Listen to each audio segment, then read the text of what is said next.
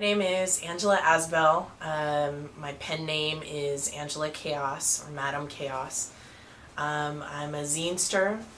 I'm a lecturer at Cal State San Bernardino. I teach writing. I'm a community activist. I'm an artist. I'm a poet. And I think I already said it, but I'm a zinester. So what is it about zines that made you want to study them and then eventually write a thesis about them? Wow, a lot of stuff. I always have to, whenever I get a question like this, I always have to talk about the first time I found a zine. I found one in a local independent record store, and I was sitting there kind of pawing through these little Xeroxed little books, and I found this one zine that was, it was talking about being queer in the Inland Empire. It was really talking very explicitly about sex and sexuality and identity, and I was so excited because it wasn't censored at all. Not at all. I actually kept looking over my shoulder going, are they allowed, is anybody allowed to do this? Are you allowed to write like this, to write so explicitly about, what it's like to be gay and to be in love? It was really shocking and revolutionary to me. So I think the zine cost like $2. I bought it. I took it home with me. I felt like I did have to kind of hide it a little bit. I was afraid it'd get found. But as I was reading it, I just realized how this poetry, it was actually by a writer named Drew Blood in Riverside. I couldn't believe how much this writer was just speaking from his experience and being true to the way he saw the world, and it was like nothing I'd really ever read before. I always loved literature. I'd read books, magazines. I read anything I could get my hands on my whole life, and it was like nothing I'd ever read.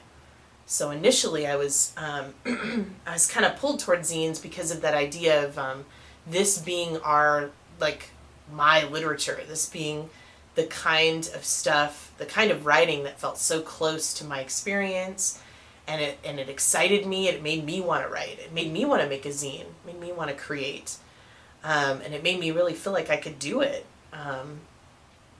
So when it came time for me to decide what I was going to write my master's thesis on, I kind of thought of a couple of other ideas I might want to do. But it was always going to be zines, just because I knew, once I found out that I could do zines, for some reason I didn't think it would be authorized, an authorized thing that I could analyze.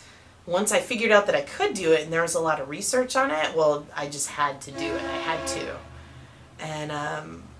And so what really drew me was that uncensored, that expression that was uncensored, the way that it stood in opposition to kind of mainstream media portrayals of any kind of identity you can think of. I was really interested in sexuality and gender, but any kind of identity marker you can think of, zines were always this, for lack of a better term, like radical space where you could be anything and you could say anything. And I really wanted to research that. I wanted to research why it was that zines made people feel so free to say what they wanted, and also made them feel so, felt like they could reach out to and communicate to other people. And then I also really like the idea that you could think of a zine as a political act, that you could, that you can use it to communicate with other people your ethics, your ideals, your ideas about politics. And anytime I did that and I shared my ideas, I always got positive feedback. And so it pushes you to make more zines, and it pushed me to study zines. So, as you mentioned before, you identify yourself as a zinester, you create zines.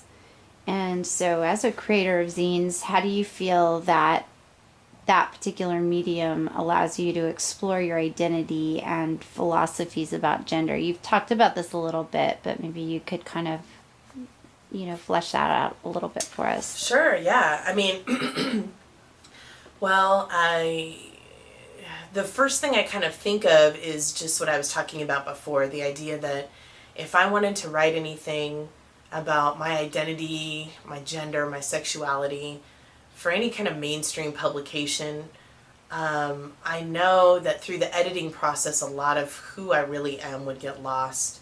A lot of what I wanted to say would get lost. The way that my politics connect to my gender and my sexuality would be lost. The way my spirituality connects to my gender and my sexuality would be lost. I think it has a lot to do with the discourses that are going on about gender and sexuality seem so stunted. They seems like every conversation I can't just say, this is who I am gender-wise or sexuality-wise, and not get faced with some kind of argument or being told I was radical or not practical or weird or a freak or a pervert or, an abomination, any of these things.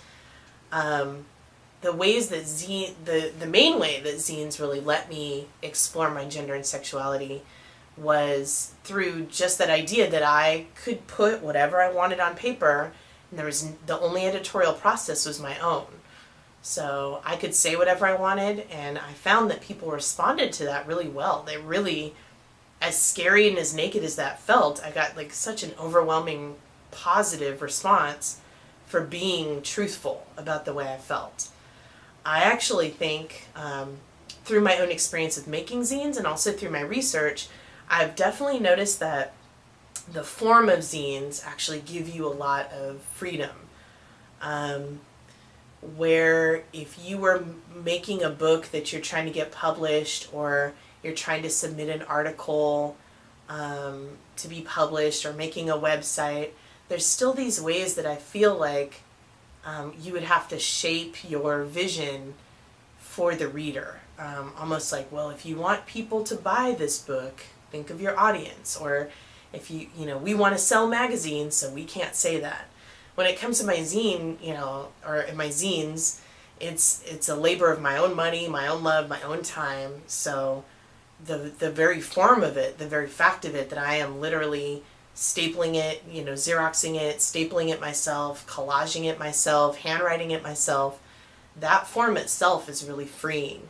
And I've noticed that freedom of form leads to kind of a freedom of thought. And I think that there's a connection between the kind of medium that you're using to express yourself. The medium shapes what message you're trying to say, or some would say the medium is the message. So zines really leave you a lot of space for creativity, and I've found that I've actually learned a lot from writing a zine without thinking of anyone else but my own pleasure and my own, whatever it is I want to say. But I've learned a lot by handing that zine to a bunch of different people and then wondering how they probably interpreted that zine.